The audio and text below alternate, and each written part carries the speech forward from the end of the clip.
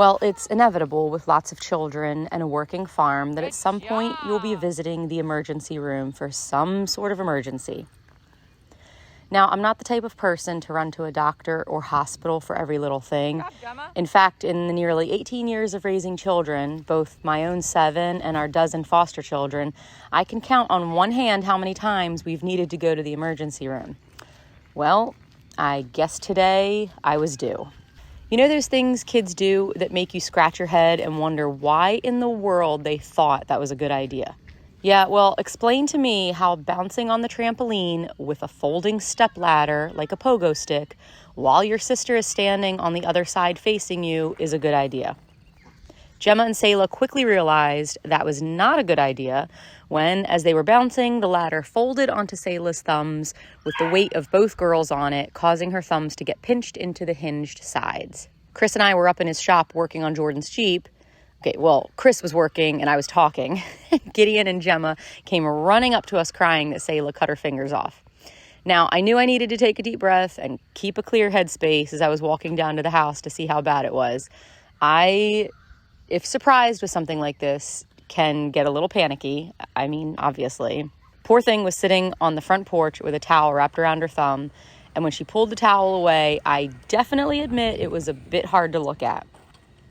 Of course, my mind starts swirling. Oh, maybe that's not so bad. Maybe she just indented the skin. Oh, yeah. So I sent a photo to a friend of mine who is an ER doctor, and he confirmed that she broke her thumb for sure, and he was calling ahead to help us get seen quickly. Now, her right thumb ended up being only a teeny tiny hairline fracture that required no intervention at all. But as you see in the x-ray, her other thumb sustained a break so bad that we were facing the reality of an amputation.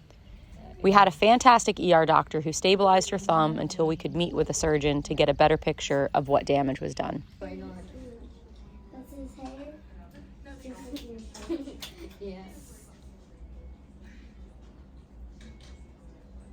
All right, so we went to meet with a hand surgeon yesterday, and he took a look at the x-rays, retook the x-rays, and saw that how the ER doctor had manipulated the bone, sutured it into place, and it was just not holding. He showed me that on the x-ray, one tendon was on one side of one bone pulling one way, and then the broken bone has a tendon pulling the bone basically away from the other one, so it's just working against itself.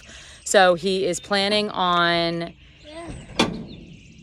doing, mentioned 2 different procedures, but I think what he might be doing is 1, possibly 2 pins. 1 pin going right down the center of her thumb, and then down into this part of the bone.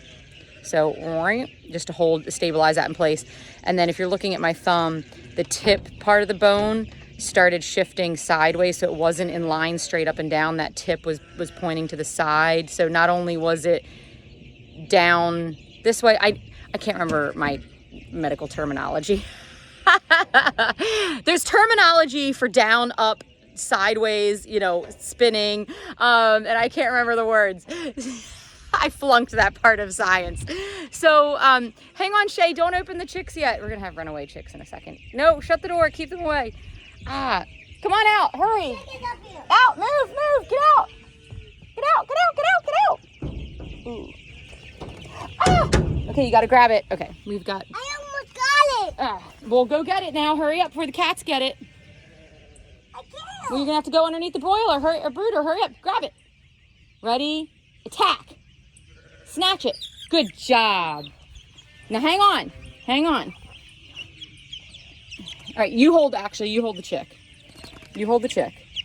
Okay, now I'm gonna open the door a little bit. Push it in, gentle. Don't squish it though. Go ahead, push it in. And then make sure the others don't get squished. Okay, don't open that door without me, please. Okay, just as simple as that.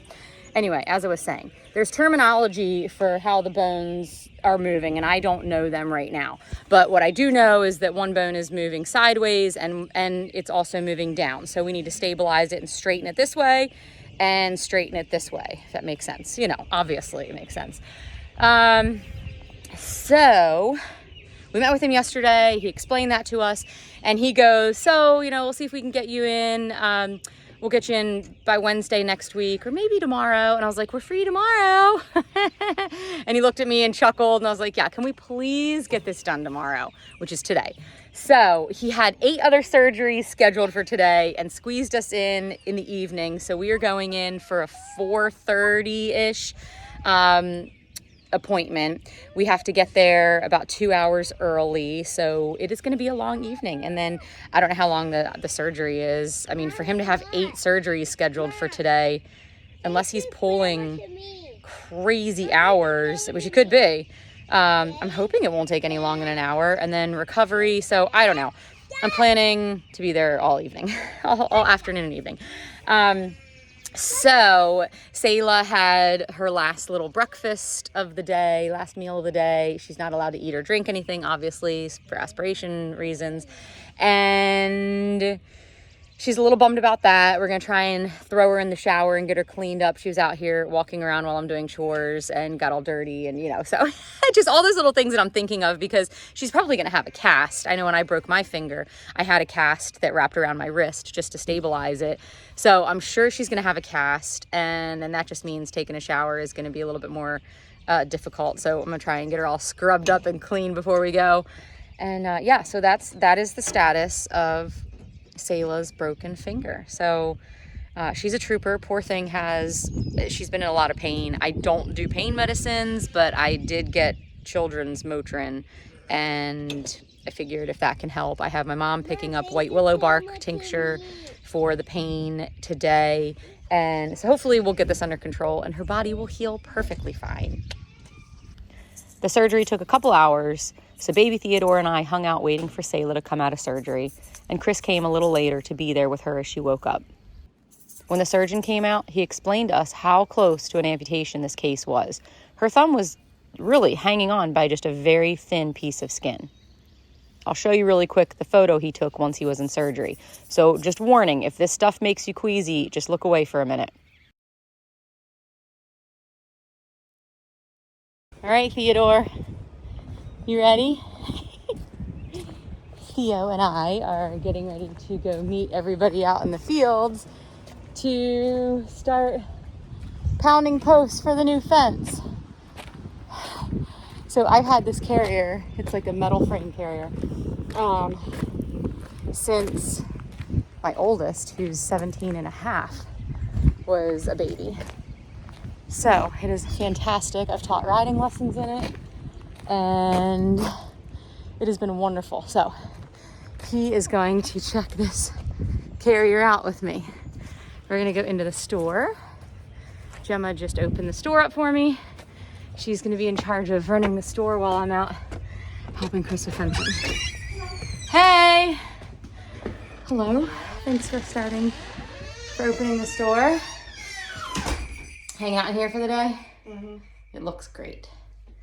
Thanks. Can you go upstairs look and at see those how flowers. Mademoiselle did? Sure.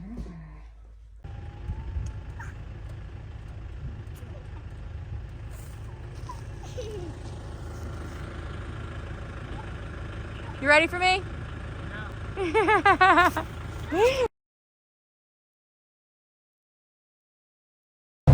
Chris and I were measuring for gates, and I said, well, maybe we can just do, one gate along this backside, because you know what, I think that we should put another gate over here, because in case you want to do silvo pasture, he knows the way to my heart. I'll ask him to whisper those words again to me. Silvo pasture. For those of you unfamiliar with silvo pasture, it is basically taking wooded areas and using it for grazing. And so what happens is if you graze animals out in the woods in what you might consider unusable land, by them grazing and stomping down on everything, it starts to stimulate growth. And so if done properly, you can actually turn your wooded areas into very useful grazing areas.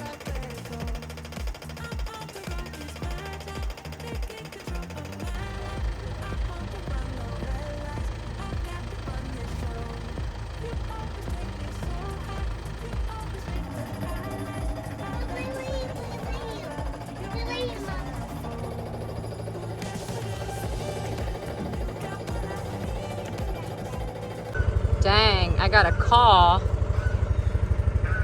while I was driving to feed the pigs, and wouldn't you believe it, they be giving me the death stare from across the field. I didn't want to take the call while driving this thing because I wasn't sure if I'd have service. So I had to stop the mule, and it was a phone call from the doctor's office, so it was kind of important, but Gloria thinks that she's important too. Oh, Moto. Oh, ew. Man, you know what? Most of the time, this isn't a total muck mess, but with all this rain, we need to get them out. We're getting them out to the field ASAP as soon as I can, you know, deal with one thing.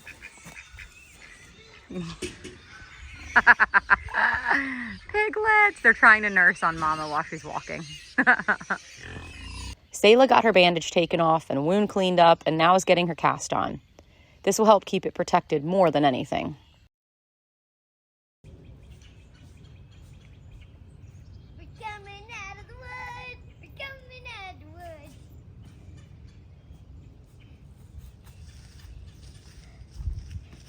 He's an elephant. We are finally getting our cows out in our front main field. We got smart after chasing cows every which way, and now we create a chute for them out of stakes and rope so they go where they need to go. No screaming or running around coming from us. It's low drama now.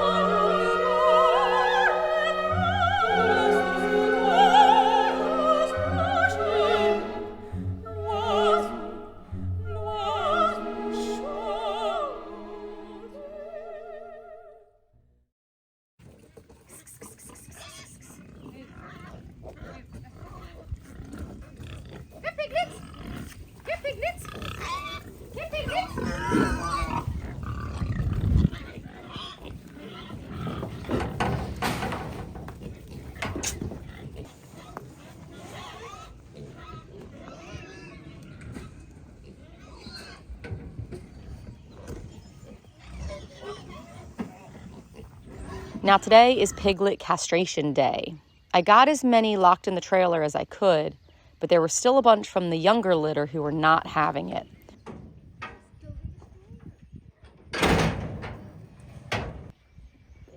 Well, they didn't freak out. Got 13.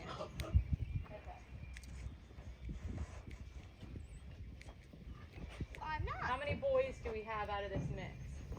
We got 1, 2, 3. You at least just sit down with him.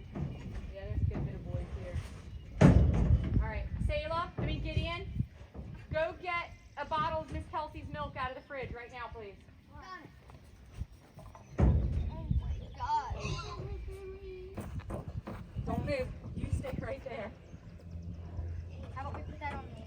Okay, inside is perfect. Stay right there, girls.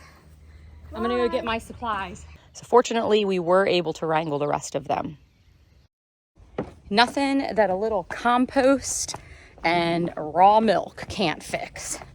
With a good little bait, we were able to get all of the pigs, all of them. They're a sucker for food. What can I say? I can relate. Our neighbors came over to help us knock this out, and we made great timing. We did 16 barrows, which are male piglets, in an hour. Just spray, slice, yank. Then another little spray when it's done. And of course, the babies were supervising. By this time, the cows are ready to move again, so we are setting up more fencing and sending them up to the next paddock. This method of grazing is called AMP grazing, adaptive multi-paddock, basically using very portable fencing so the cows can be moved easily and often. This method is based on how quickly the animals are grazing. That's why you have to keep a close eye on the grasses.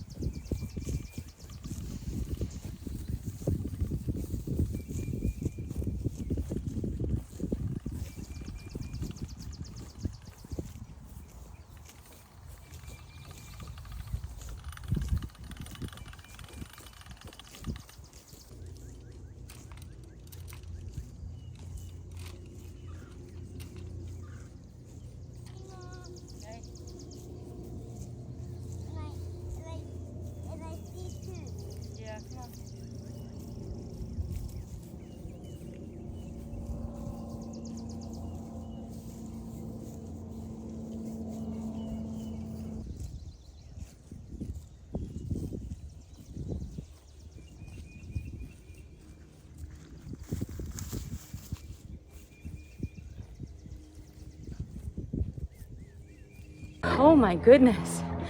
I was upstairs in that window going pee, because that's the bathroom.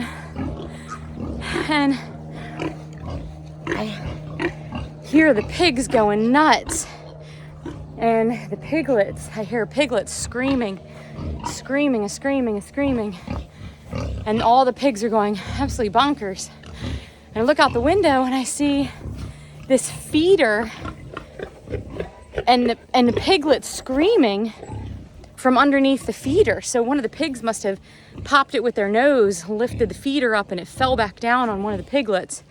It was one of the tiny piglets too. So the mom was going nuts. Actually, all the moms. I'm trying to see if I can find which one it was. Oh, it was her. It was the little tiny one over there. I hear ya. You can see she's kind of wheezing. Because these pigs make me kind of nervous. Anyway, so this is her mama. She was going nuts. The mama was going nuts. The piglet was going nuts. She's struggling to breathe right now.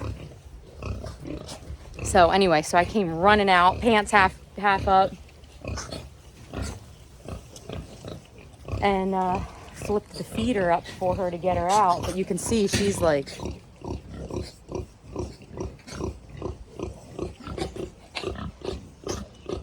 everybody was wound up. That was scary. My adrenaline's like, whew. I haven't run that fast in a long time. They all seem a little bit better.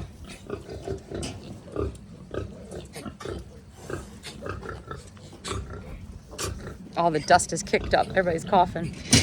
Whew. And we have another new addition to our family, a little bagel beagle puppy. My oldest daughter, Jordan, got him to be a little companion for her while she's at horse shows. I told her he had better not chase my chickens.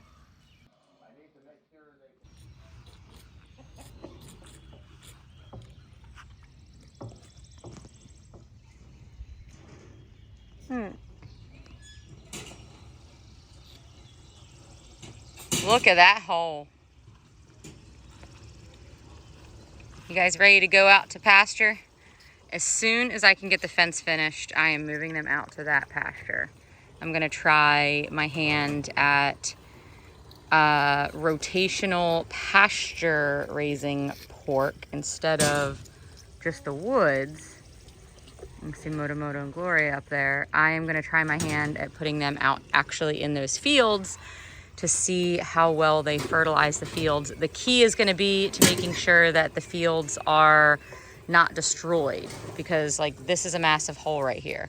And you can see how much they've rooted up all this dirt.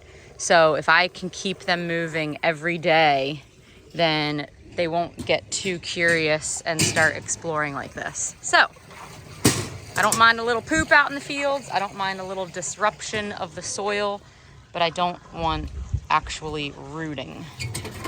Oh, she loves that. All right, put it in the barrel. What do you want, Mr. Vocal? Oh, he realizes that all of his brothers and sisters are eating, and he's not. Mom, look. He's sweating. That's hilarious. He's sweating.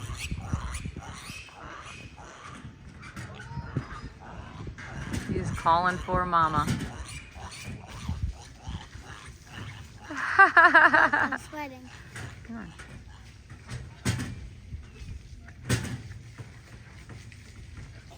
If I was a pig, this is where I'd want to sleep. Yep. Yep, right there. Watch out. No. He's sweating. No, no, no. Watch out, Selah. You're going to get covered. Ew. Shay. We're getting covered in mud over here. Am I covered in mud? Yes. Ready, Mom?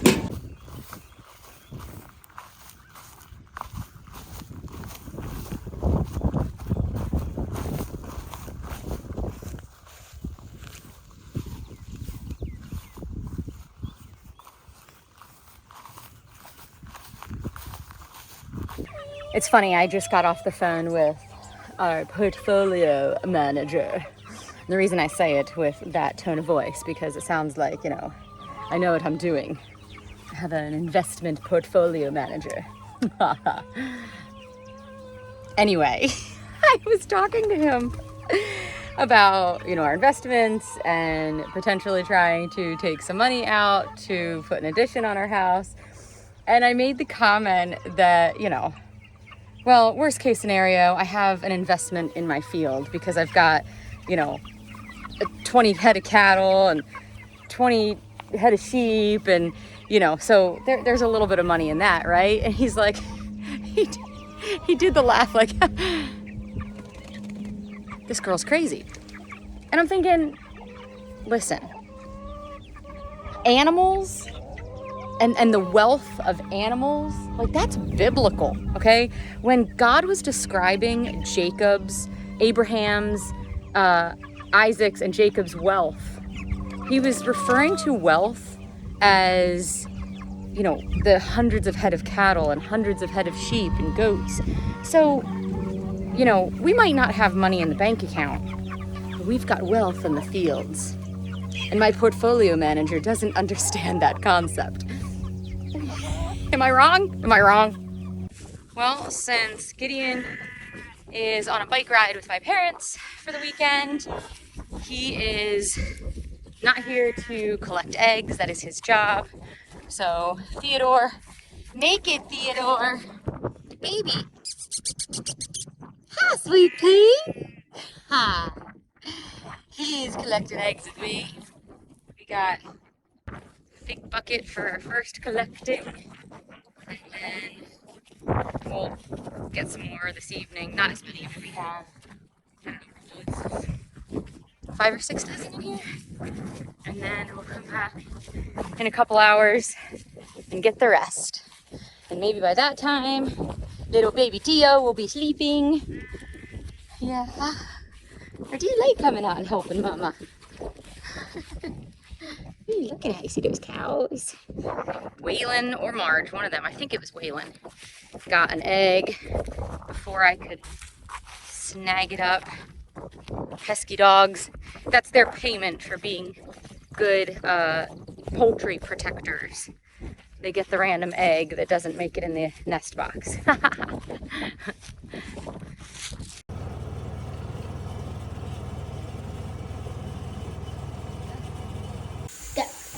Squeaker. Squeaker. Squeaker. Squeaker. Squeak. Squeak. Squeak. Squeak. Squeak. Squeak.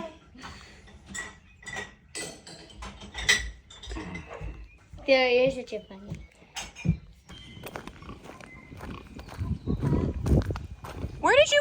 Mom! Oh no. I guess the fence isn't working.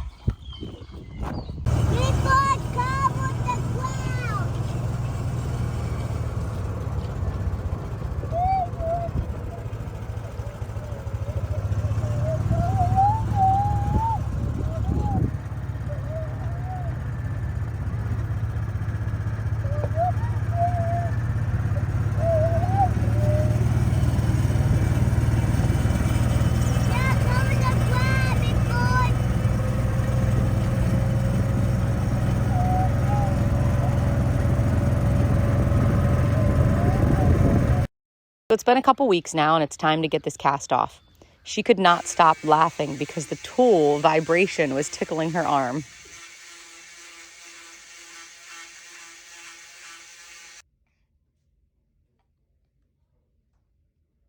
You excited, Sayla?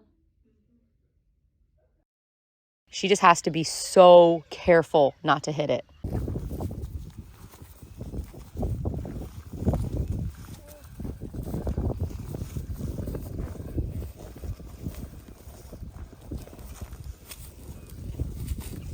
I'm so excited to be spending my morning out on the front porch again. I'm just listening to the birds chirping in the morning and looking at the messes made by my happy kids the day before. Have a wonderful and blessed week, my friend.